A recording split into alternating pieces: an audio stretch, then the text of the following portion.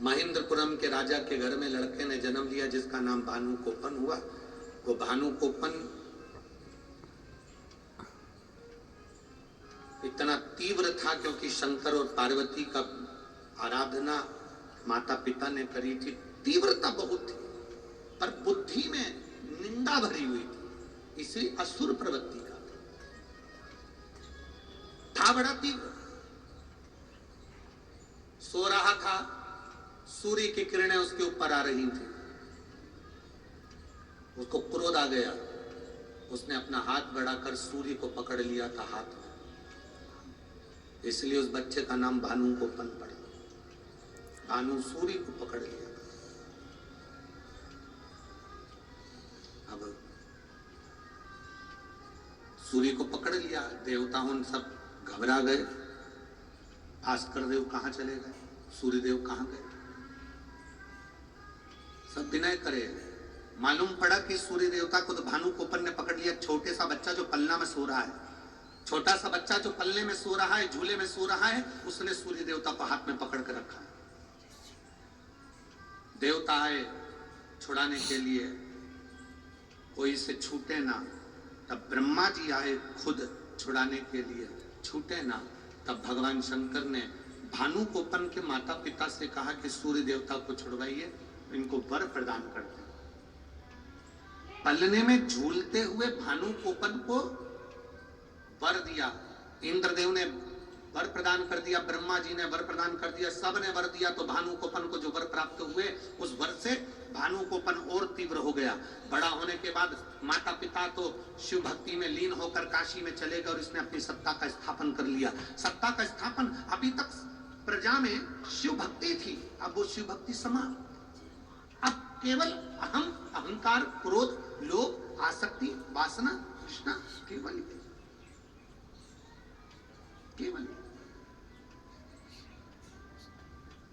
ते मेरी जीजियों और मेरे जीजाओं, जितने लोग आस्था चैनल पर कथा सुन रहे हैं, जितने फेसबुक यूट्यूब पर कथा सुन रहे हैं, जितने इस पंडाल में कथा सुन रहे हैं, जितने पंडाल के बाहर कथा सुन रहे हैं, ध्यान लगाकर स्मरण करना, तुम्हारे घर में अगर भगवान का नाम जाप हो रहा है, तुम्हारे घर में रोज सुबह शाम दीप लग रहा है, तुम्हारे घर में रोज सुबह शाम अगरबत्ती लग रही है, तुम्हारे घर में रोज सुबह शाम सत्संग हो रहा है, तुम्हारे घर में रोज प्रतिदिन भगवान का भजन हो रहा है, चाहे नाम निकले, चाहे भजन हो, चाहे मुख से श्री शिवाय नमस्तुभ्यम निकले, चाहे जो नाम निकले, राम हो, कृष्ण हो, तुम्हारे मुख से जो भगवान का नाम निकले, अगर तुम्हारे घर में निकल रहा है तो समझ लेना अभी तक तुम्हारे घर में शुद्ध लक्ष्मी आ रही है, जिससे हमारे घर में भजन हो रहा है।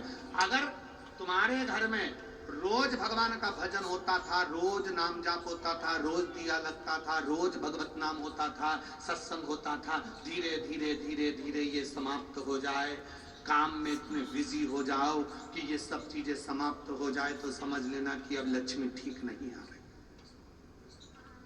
लक्ष्मी ठीक नहीं।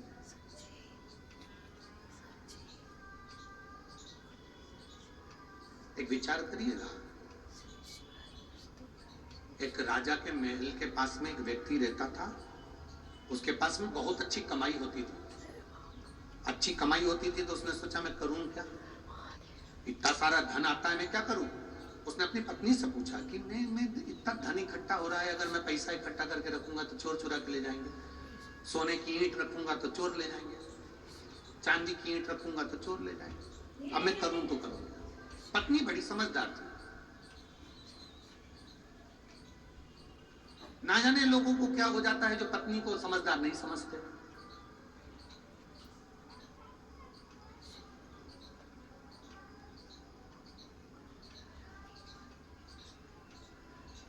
स्त्री, नारी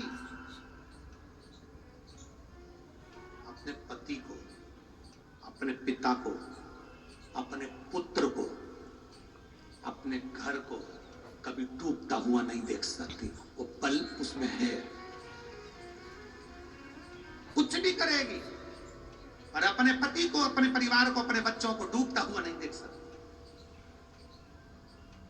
जो व्यक्ति वहां नजदीक में रहता था, वो पत्नी से पूछा कि सोने की ईंट बनाएंगे चोर ले जाएंगे, चांदी की ईंट बनाएंगे चोर ले जाएंगे, अब अपन करें क्या। पत्नी ने कहा काम करो, कोड़ियां लिया हो। कोड़ियां जानते हो आप लोग, जानते हैं ना कोड़ी? कई लोग उसको खेलते हैं और कई लोग उससे खेलते हैं, कई लोग उस कोड़ी को हाथ में बांधते हैं, कई लोग पाँव में बांधते हैं। कोड़ी लिया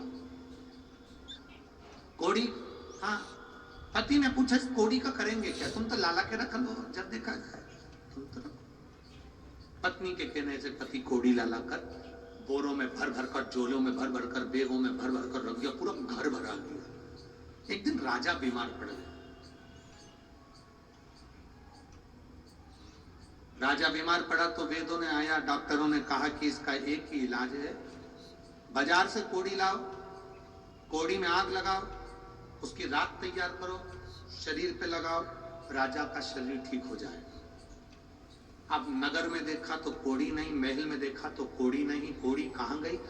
कहा वहां बिकती है। बाजार में गए तो एक भी कोड़ी नहीं। सवेरे सवेरे ये आ जाता, पूरी कोड़ी खरीद कर लिया था। मालूम पड़ा कि कोड़ी नहीं बाजार में। कहां गई? व्यापारियों से पूछा तो कहा एक व्यापारी आता है, वो पूरी कोड़ियां भर कर ले जाता है खरीद के। अच्छा, उसका एड्रेस दो। एड्रेस पाया, वहां पहुंच गए। हे भैया, राजा बीमार पड़ा, कोड़ियां चाहिए, देव जरा। उसने कहा महाराज कोड़ी देने में मना नहीं है, पर वो कोड़ी हमारे पैसे की है, हमने खरीदी है। भले तुमने खरीदी है पर कोड़ियां देना पड़ेगी। लाओ जल्दी से निकाल कर, वरना तुम्हें कारागार में डाल देंगे। द्वारपालों ने वारदान पकड़ कर रखा। कोड़ी वाला व्यक्ति अंदर गया, वो बेचारा थाली में कोड़ियां भरता, लेकर आता, कोड़ियों पर हाथ फेरता, डाल देता, फिर अंदर जाता, फिर लाता, कोड़ियों पर हाथ फेरता, फिर उनके बैग में डाल देता, झोले में डाल देता।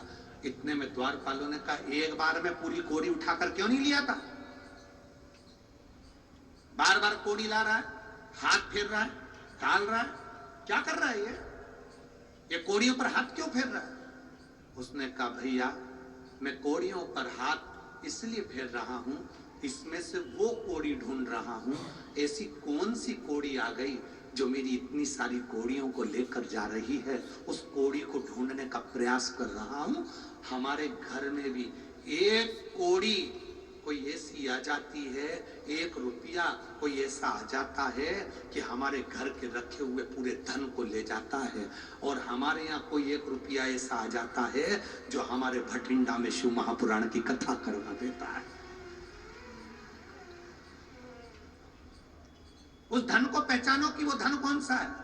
एक धन ऐसा आया कि पूरा बर्बाद कर दिया, एक धन ऐसा आया कि पूरा ले जाकर कहीं ना कहीं बर्बाद हो गया, एक धन ऐसा आया कि पूरा बर्बाद हो गया, और एक धन ऐसा आया कि हमारे घर में सत्संग करा दिया, भजन करा दिया, लंगर लगवा दिया, भगवान की भक्ति करा दी। वो धन कोड़ी कौन सी है?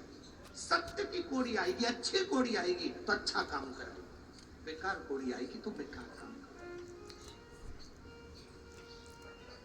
श्रेष्ठ कर्म ये श्री हरिओम शंकर चरण पादुका सेवा दल, माँ वैष्णो सेवा मंडल, अग्रवाल मारवाड़ी परिवार सभा, श्री महादेव अमरनाथ यात्री सेवा संघ, ये लोग सेवा करने में लगे हुए हैं। कोई चारों तरफ कोई लंगर चला रहा है, और भी लोग हैं। केवल ये नाम से मतलब ना नहीं रखो कि इनके नाम आए हैं तो इनसे मतलब ना, ऐसे और भी सेवा दल लगे हुए हैं, और भी लोग लंगर चला रहे हैं, कोई चाय पिला रहा है। आप में से भी कई माताएं ऐसी छोटी सी थर्मस में चाय भर कर ले आती हैं, 2-4 कप ले आती हैं, धीरे से अपने आसपास वाली को पिला देती हैं। ठंड पड़ रही, आप में से कई लोग ऐसे हैं, एक कोई सेवा चला रहा है, वो गर्म पानी पिला रहा है लोगों को, गर्म पानी। और मैं यजमान श्री अमरजीत जी मेहता जी को भी धन्यवाद दूंगा। किसी की चप्पल खो गई, उनके लिए चप्पल का व्यवस्था कर दी। किसी का मोबाइल खो गया, उनकी मोबाइल की व्यवस्था कर दी। किसी को कुछ तकलीफ है, तुरंत एम्बुलेंस आई। कल वो एक बच्चा बाहर रह गया, उसके मम्मी पापा अंदर आ गए, छोटा सा बच्चा रो रो के बिलख रहा था। वो अमरजीत जी मेहता जी के बेटे बाहर घूम रहे थे, वो पदम, उनको मालूम पड़ा, वो बच्चे को गोदी में लेकर, जब तक वो बच्चे से अपने माँ बाप को नहीं मिलवा दिया तब तक वो पदम कथा सुनने नहीं बैठा और घूमता रहा और उसको मिलाने के लिए लगा रहा। श्रेष्ठता इसी को कहते हैं। आपके घर में अगर 1 रुपया अच्छा आया है तो सत्य मार्ग पर लग रहा है। आज ये सेवा दल सेवा कर रहे हैं, इतने ये लगा हुआ है। श्री महादेव अमरनाथ यात्री सेवा संघ, अग्रवाल मारवाड़ी परिवार सभा, माँ वैष्णो देवी मंडल, हरिओम शंकर चरण पादुका सेवा दल, और भी ना जाने कितने कितने लोग जिनका नाम यहाँ नहीं पहुंचा। कोई चाय पिला रहा, कोई गर्म पानी पिला रहा, कोई दूध पिला रहा, कोई बिस्कुट खिला रहा। कई कई तो पुलिसकर्मी भी, उनकी भी वीडियो बहुत चल रही है, पुलिसकर्मी भी हलवा सीरा खिला रहे। कितनी सेवा करी है भाई, समझ लेना। आपके यहाँ 1 रुपया 1 कौड़ी अच्छी आई थी, जो इस शिव महापुराण में तुमने लगाई, अच्छी जगह पर लगाई, तो तुम्हें खुशी होना चाहिए कि वो अच्छी जगह लगी है, वो श्रेष्ठ जगह लगी है, ये तुम्हें प्रसन्नता होना चाहिए, ये खुशी होना चाहिए कि वो श्रेष्ठ जगह पहुंची है।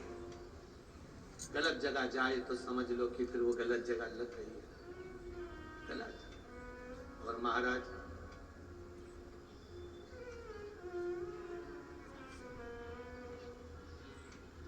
शिव महापुराण की कथा कहती है, भगवान शंकर का संवाद करता है।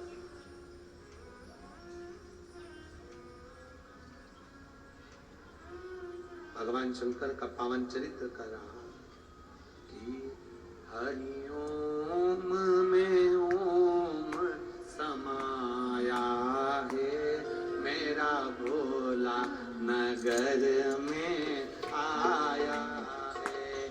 हरि ओम में ओम समाया है, मेरा भोला नगर में आया है, मेरा भोला नगर में